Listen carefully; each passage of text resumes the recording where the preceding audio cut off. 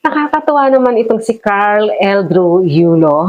Nanalo na rin siya ng gold, di ba? Isa na rin siyang gold medalist. Ang kapatid ni Carlos Yulo. Nakakatuwa kasi, alam niyo, yung pamilya nila, although nagdaan sa hindi magandang pangyayari dahil sa mga yung kahihiyan na dulot ng pagtalikod ni Carlos sa kanyang mga magulang, sa kanyang buong pamilya, ay nababawi ngayon sapagkat nagbigay na naman ng karangalan ang kanyang kapatid na si Carl Eldro. Gold medalist na rin siya.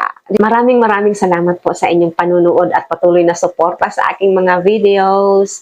Sa mga hindi pa po nakasubscribe, please subscribe, like, and share my videos. And please don't forget to comment down your take or your opinion